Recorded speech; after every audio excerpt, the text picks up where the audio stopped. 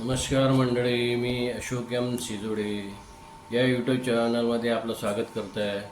चालू घडामोडी आणि उपयुक्त माहिती या सदरामध्ये आज आपण माहिती घेणार आहे. संग्रामपूर तालुक्यातील अंबावरवा अभयारण्यात काल जी प्राणीगणना करण्यात आली त्याविषयी आज आपण माहिती घेणार आहोत. दरवर्षी बुद्ध पौर्णिमेला अभयारण्यात प्राणीगणना करण्यात येते. त्यासाठी कशी वनविभागाची तयारी असते आपण जाणून घेऊया. बहुतेक जणांना हे माहिती नसते प्राणी कशी गणना केल्या जातात. तर या हिशोबानं आपण हा आजचा व्हिडिओ करत आहे. चॅनलवर नवीन असाल तर चॅनलला सबस्क्राईब करा, लाईक करा, कॉमेंट करा आणि जास्तीत जास्त शेअर करा जेणेकरून लोकांना याची माहिती मिळेल.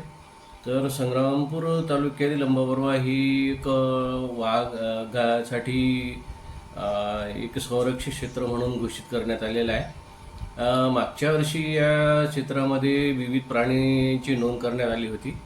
मागच्या वर्षी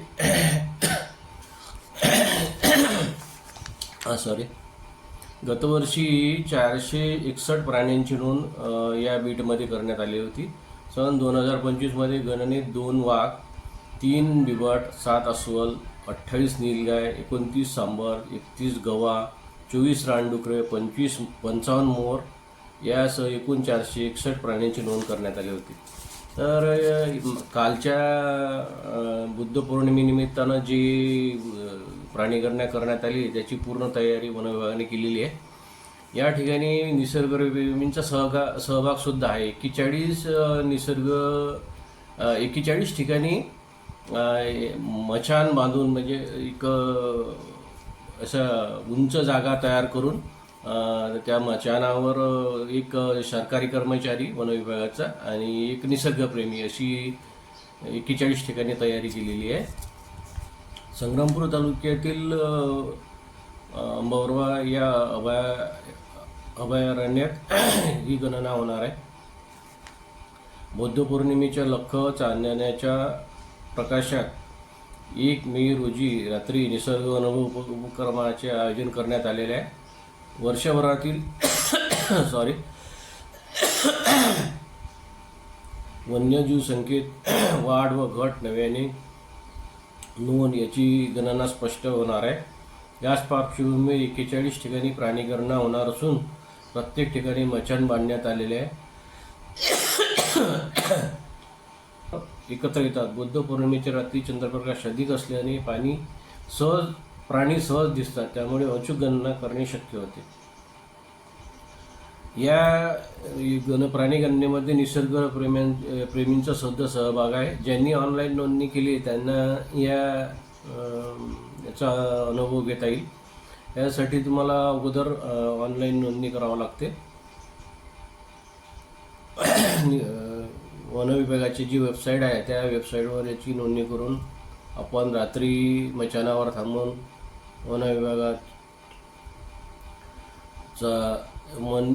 वन विभागाच्या कर्मचाऱ्यासोबत याचा अनुभव घेऊ शकता. अशी होणार आहे हे प्राणीगणना. जंगलातील पाणपाठ्यावर विभागणी करून प्रत्येक ठिकाणी मचाण उभारण्यात आले आहे. प्रत्येक मचाणावर वन कर्मचारी व एक निसर्गप्रेमी असे 2 जण उपस्थित राहणार आहेत. 1 मे रोजी दुपारपासून दुसऱ्या दिवशी सकाळी 10 वाजेपर्यंत सलग निरीक्षण करून पाण्याठ्यावर येणाऱ्या प्राण्यांचा प्रकार, लिंग आणि वेळ याची नोंद केली जाईल. बदलत्या हवामानाचा सुद्धा परिणाम काही प्रमाणात होऊ शकतो. अलीकडील वातावरणाचा बदल झालेला आहे. परिणाम प्राणीगणना होण्याची शक्यता व्यक्त केली जात आहे. गतवर्षी प्राण्याचे दर्शन कमी प्रमाणात झाले होते.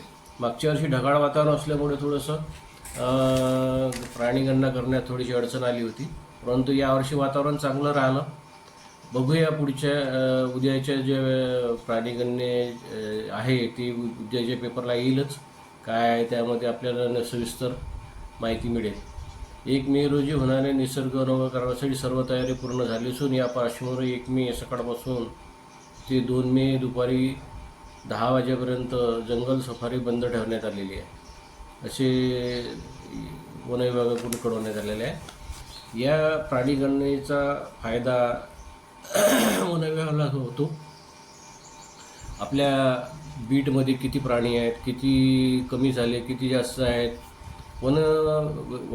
वनात वाघ असल्यामुळे वन संरक्षणसुद्धा होते, जंगलतोड कमी होते आणि